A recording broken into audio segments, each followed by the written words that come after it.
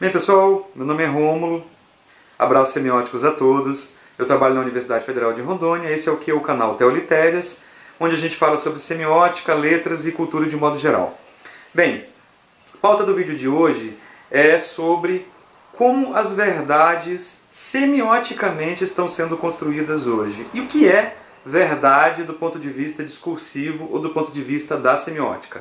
Então a gente vai tentar explicar o que é uma verdade dentro da perspectiva semiótica, comparando aquela verdade clássica, que está fundamentada na ciência, mas que nem necessariamente não é a verdade que a gente pode acreditar como verdade. A gente tem a ilusão da verdade. Então, como está sendo construída essa verdade ilusória? Né? Não que seja mentira, mas é uma verdade refratária. Tá? Gira a vinheta, vamos falar sobre isso.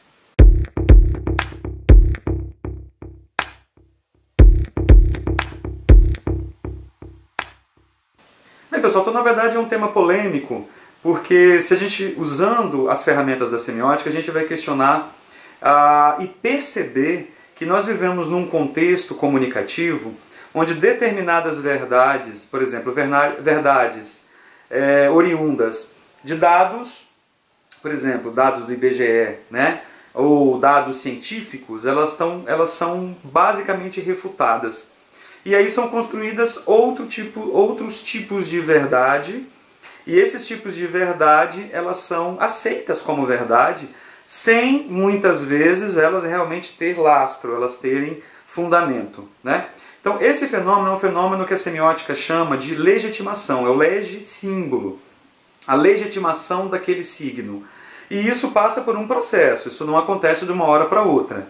Ok? Então, e isso tem a ver com discurso, isso tem a ver com ideologia, com pensamento, com recepção. Então, com o intérprete, com o interpretante. Então, se a gente for analisar, então, em um contexto onde há uma esperança, onde há uma validação da ciência, então as informações, para que elas sejam consideradas, os dados, os números, para que eles sejam considerados verdadeiros, eles vão passar por essa semiose da ciência, né? Que é icônico, que é indicial e que é simbólico, sempre lembrando do processo, icônico, indicial e simbólico. Então o que é icônico, por exemplo? Da perspectiva de gráficos. Então eu tenho os gráficos, eu tenho os números, eu tenho a projeção, e eu parto da origem daquele dado, é científico, então esse discurso científico eu automaticamente vou validar. Mas, em uma sociedade onde a gente vive uma perspectiva ideológica de descrença ou de desesperança, onde a esperança e o descrédito por instituições que até então se mostraram, na ótica de grandes grupos, ineficiente, então, por exemplo, o descrédito na justiça, que vem do descrédito das leis, por elas não serem eficazes a quem deveria ser eficaz, um descrédito ao conhecimento, né, que não leva o indivíduo eu faço a faculdade e de repente consigo ter um bom emprego, né? Quantos que de repente acabam não conseguindo um grande emprego. Então um descrédito no conhecimento técnico, na ciência. Então isso gera uma discursividade onde, para que eu construa a verdade, o símbolo, o lege-símbolo lá, que é para a semiótica o símbolo verdadeiro, eu passo por outro caminho.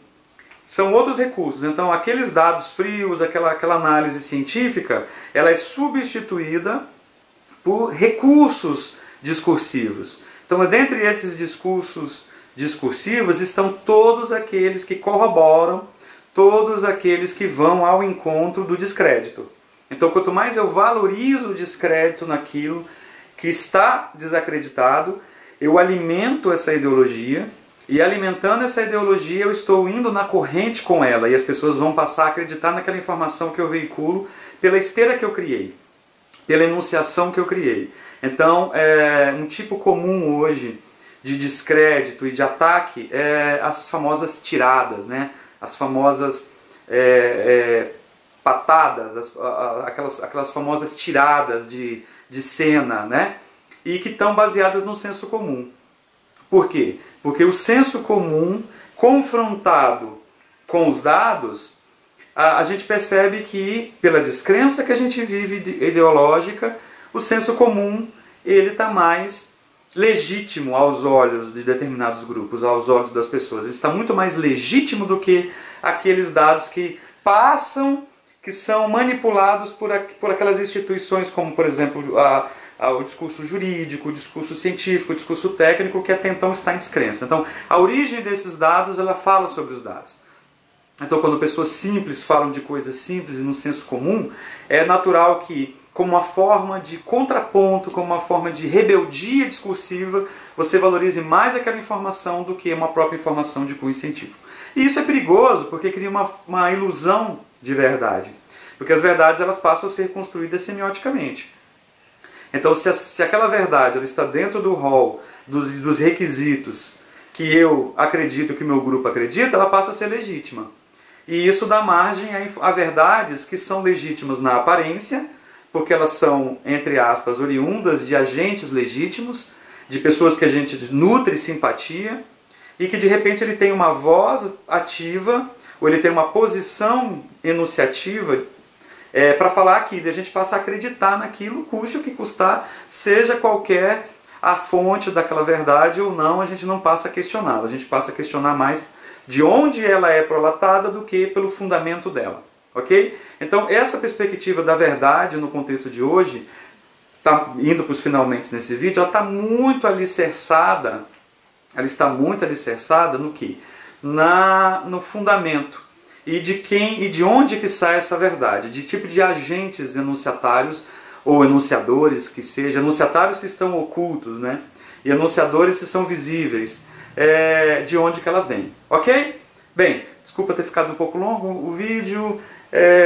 Comentem aqui quem tiver algum apontamento, tá? Se você gostou do conteúdo, curte para que ele possa ser ampliado aí no YouTube. Abraços semióticos a todos. Sabemos que todos nós somos seres semióticos por natureza, porque vivemos em sociedade, vivemos nessa macrocultura, nesse cyberespaço. Abraço.